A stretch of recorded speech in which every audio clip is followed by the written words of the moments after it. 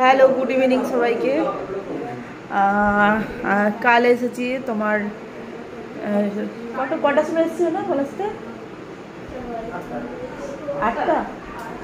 8টার সময় পলাশে এসেছি। আর দেখো বড়দি বাড়ি এসেছি। এটা সবাই রেডি হচ্ছে, একটু ঘুরতে বেরাবো। আর এই যে আমার মা সোনাই রেডি হয়ে গেছে। চলো আমি একটু কানেরটা পরিনি, ভুলে গেছি কানেরটা মধ্যে, কানের পরে নি। চল এই যে বদ্দির মেয়ে। চলো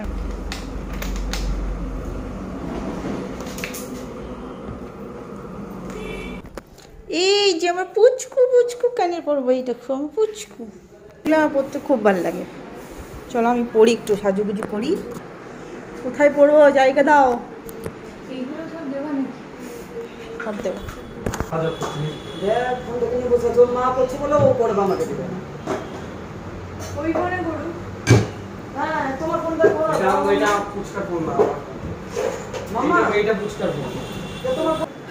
আমার সব টাইম মানে কি বলবো, এরকম টাইপের কানের আমার খুব ভালো লাগে, ছোট ছোট।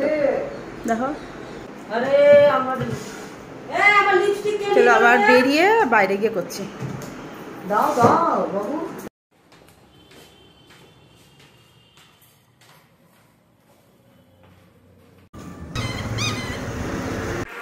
চলো নিচে নেমে চলে আসলাম। এবার এখানে একটু ওয়েট করবো টোটোর জন্য। টোটো করেই আমরা যাব যেখানে যাচ্ছি। আর দিদির নিচে দেখো দোকানঘর ভাড়া নিয়েছে, তো ওখানে ঠাকুরের সিংহাসন বিক্রি হয়। তো এত সুন্দর সুন্দর সিংহাসনগুলো, খুবই সুন্দর দেখো, তাই দাঁড়িয়ে দাঁড়িয়ে দেখছিলাম। তাই ভাবলাম একটু ভিডিও করে নিই, তোমাদেরকেও দেখিয়ে দিই। তো এই যে টোটোতে এবার উঠেও গেলাম, সবাই আছে, আমরা 3 বোন একসাথে। এইদিকে আছে আমার পুচকু বাবু, আমার বড়দির মেয়ে আর বড়দির মেয়ের একটা ফ্রেন্ড। এই যে মন্দিরে চলে এলাম, খুব খুব সুন্দর মন্দিরটা। চলো তাও দেখতে থাকো পুরো ব্লগটা।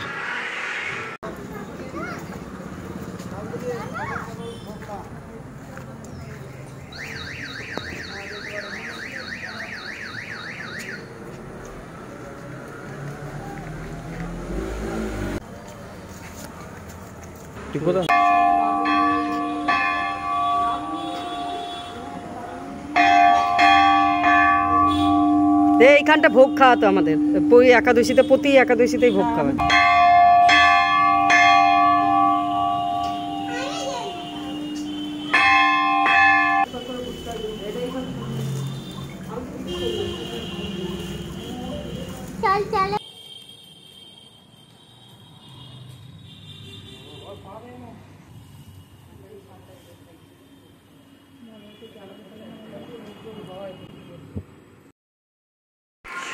তো ওইখান থেকে সোজা চলে এলাম এই আর একটা মন্দির, মানে ওখান থেকে সামনেই কিছুটা এসেই এই মন্দিরটা। তো দিদি বললো যে হ্যাঁ এই মন্দিরটা খুব সুন্দর, চ। তো এলাম, তো দেখো এত সুন্দর, মানে হনুমানজি মন্দির। তো সেখানে তোমার কৃষ্ণ ঠাকুরও ছিল, লক্ষ্মীনারায়ণ ছিল, বৈষ্ণোদেবী ঠাকুর ছিল।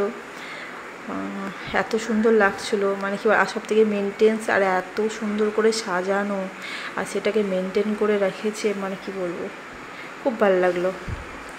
তো যারা পলাশিতে আছো অবশ্যই তারা তো জানোই, আর যারা নেই, যারা কোনোদিন হয়তো পলাশিতে আসবে, তা দেখবে এই মন্দিরটা খুবই সুন্দর, আমার তো খুব ভালো লেগেছে। তো চলো এখান থেকে এইটুকুই, মানে এখানে এসেছিলাম, এখান থেকে তোমার আরও 2 জায়গায় গেছিলাম, তো সেটা আর ভিডিও করতে পারিনি। তো চলো আজকের মতো এইটুকু ব্লগ। আমার যদি ভিডিও ভালো লাগে প্লিজ তোমরা সাবস্ক্রাইব করে দিও, তাহলে লাইক করে দিও। তো চলো আজকের মতো বাই বাই, টাটা।